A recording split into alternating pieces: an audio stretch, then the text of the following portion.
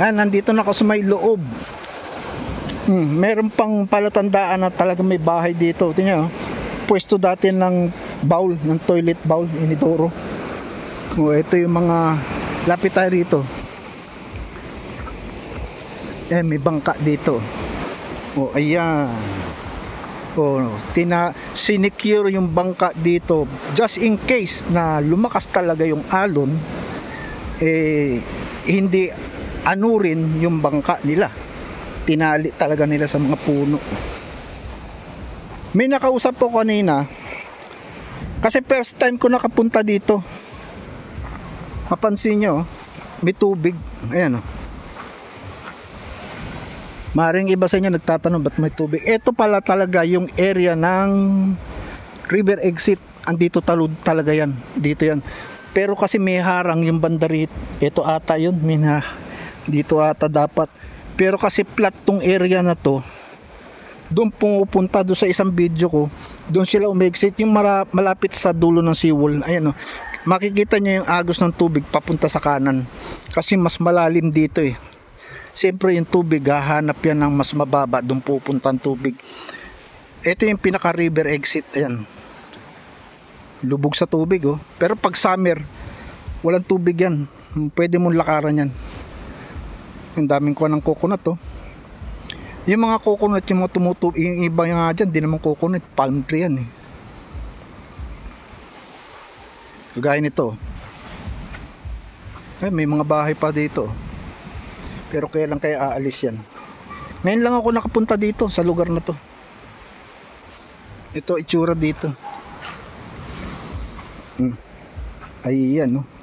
Ayan umaagos. Papunta lahat ang tubig sa kanan kasi mas malalim banda rito. Tapos tatagos yan papunta dun. Yung area nung malapit sa seawall.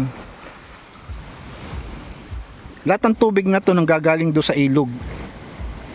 Tapos connected dyan do sa yung tulay kung papasukan ng galing ka ng Dipolog, papasukan ng sentro poblasyon, may tulay dyan, yun yung ilog.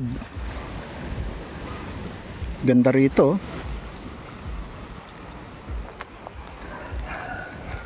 tubig, linis. May bangka pa dun, dalawa nakatabi.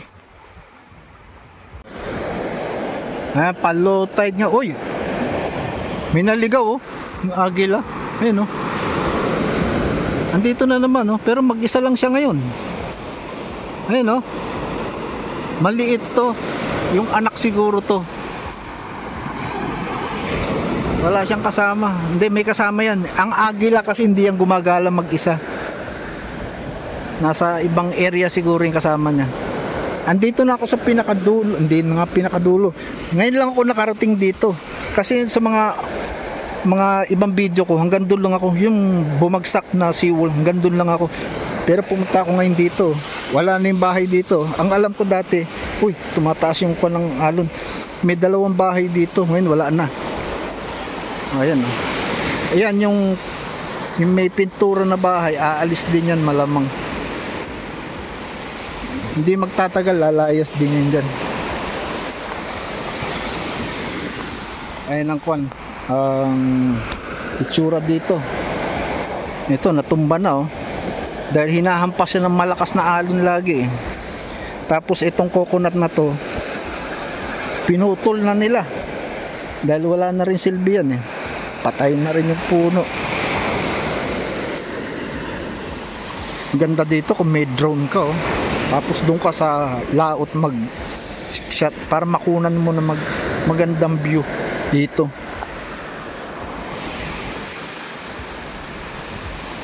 Mainit na ngayon.